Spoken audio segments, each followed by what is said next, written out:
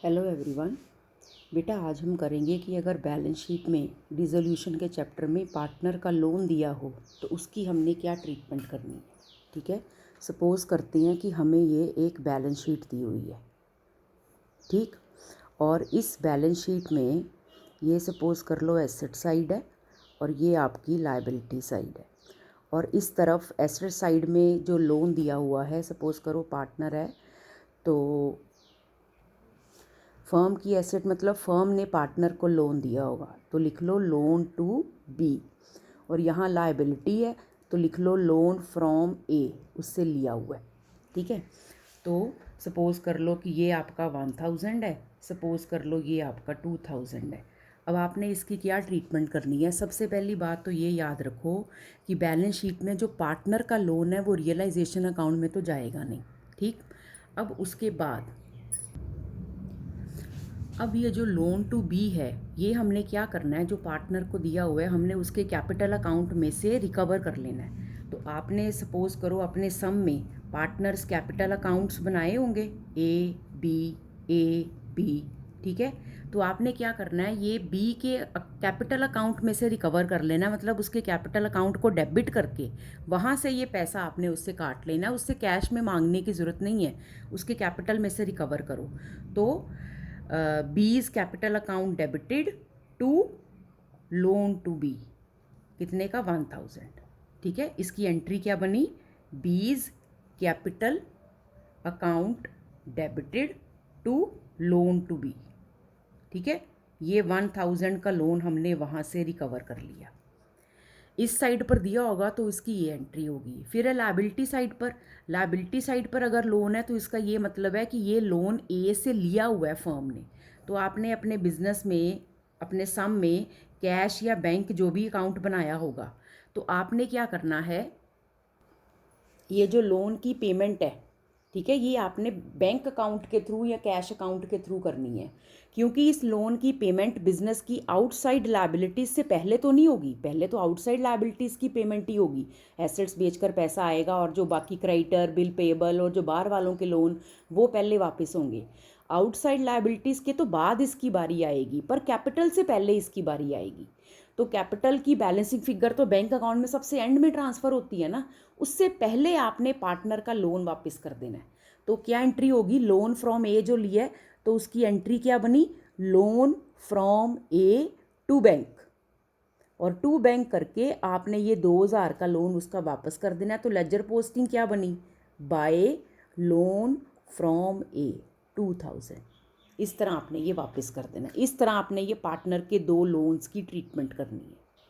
अब नेक्स्ट मैं आपको बताने लगी हूँ कि कई बार जो बैलेंस शीट होती है, सपोज़ करो आपको ये तो एक चीज़ बता दी ना, अब आज एक दूसरी चीज़ मैंने क्या बतानी है आपको। कई बार बैलेंस शीट में ना जो रिजर्व्स होते हैं, जो तो सिंपल है, जनरल रिज़र्व, रेवेन्यू रिज़र्व, है ना, पी एंड एल अकाउंट। ठीक है, जनरल रिज़र्व या अकेला वर्ड रिज़र्व या रेवेन्यू रिज़र्व या पी एंड एल अकाउंट, ये सारे तो आपने ओल्ड पार्टनर्स ओल्ड रेशो में बांट देने हैं। पर कई बार जैसे इधर इन्वेस्टमेंट है तो इधर इन्वेस्टमेंट फ्लक्चुएशन, इधर स्टॉक है तो इधर स्टॉक फ्लक्चुएशन रिजर्व होता है। ठीक है, इधर डेटर्स हैं तो इधर प्रोविजन फॉर डाउटफुल डेट्स होती हैं।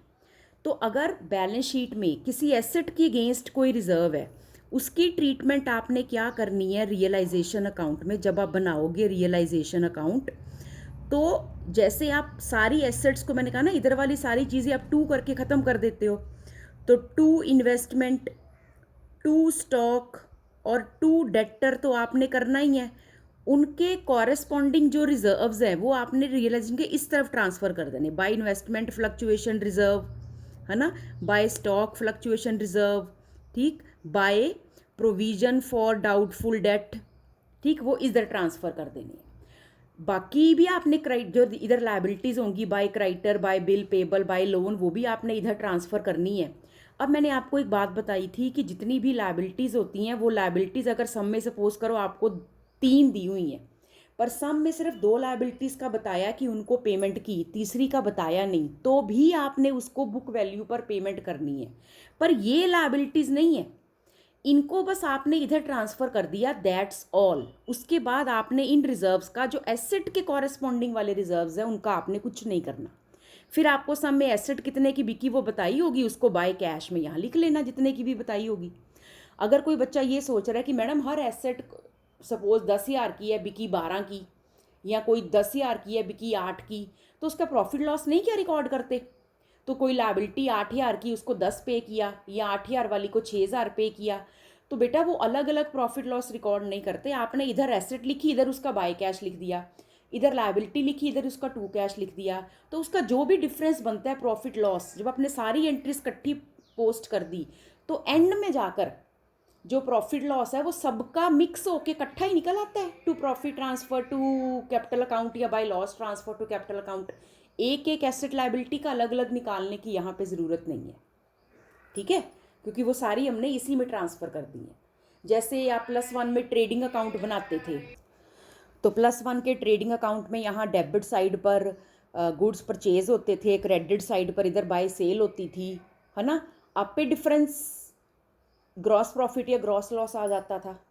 याद करो +1 में जब हम जर्नल एंट्रीज करते थे, कोई बिल्डिंग मशीनरी फर्नीचर बिकता था, उसका प्रॉफिट लॉस तो हम एंट्री में रिकॉर्ड करते थे, to profit on sale of building या लॉस अकाउंट डेबिटेड, है ना, loss on sale of building debited, तो वो तो हम जर्नल एंट्री में रिकॉर्ड करते थे। गुड्स का मैं आपको कहती थी, गुड्स का बेटा आपने एंट्री में रिकॉर्ड नहीं करना। 10,000 के गुड्स आपने 12,000 के बेचे, ठीक है, गुड्स कॉस्टिंग 10,000 सोल्ड फॉर 12,000, मैं सीधी एंट्री कराती थी, कैश टू सेल 12,000। मैं कहती थी एंट्री में मत रिकॉर्ड करो प्रॉफिट लॉस, वो इसलिए कि ट्रेडिंग अकाउंट के डेबिट साइड पर उसकी कॉस्ट प्राइस आ गई, क्रेडिट में सेलिंग प्राइस आ गया, डिफरेंस आप पे जीपी निकल आना है। पर एसेट का अलग से ऐसा कोई काउंट नहीं बनता था, तो इसलिए एसेट का प्रॉफिट लॉस हम अलग अलग एंट्री में रिकॉर्ड करते थे। तो चलो बात डिसोल्यूशन की कर रहे हैं, तो एसेट के कॉरेस्पॉन्डिंग रिजर्व यहाँ आ गए, और एसेट के कॉरेस्पॉन्डिंग रिजर्व आने के बाद अब उसके बाद फर्दर रिजर्व की कोई ट्रीटमेंट नहीं। जैसे एडमिशन, रिटायरमेंट, डेथ में तो हम देखते थे ना कि एसेट कितने की बिकी, तो वो रिजर्व को यूज़ करते थे उस लॉस को पूरा करने के लिए। ऐसा कुछ आपने डिसोल्यूशन के चैप्टर में नहीं करना, बस रिजर्व यहाँ ट्रांसफ़र किया, ठीक है। डेटर सपोज करो 10,000 की है, 2,000 की प्रोविजन है, तो ग्रॉस डेटर यहाँ, 2,000 की प्रोविजन यहाँ, दैट्स ऑल। उसके बाद इनका सम में कोई रोल नहीं है। थैंक यू बेटा।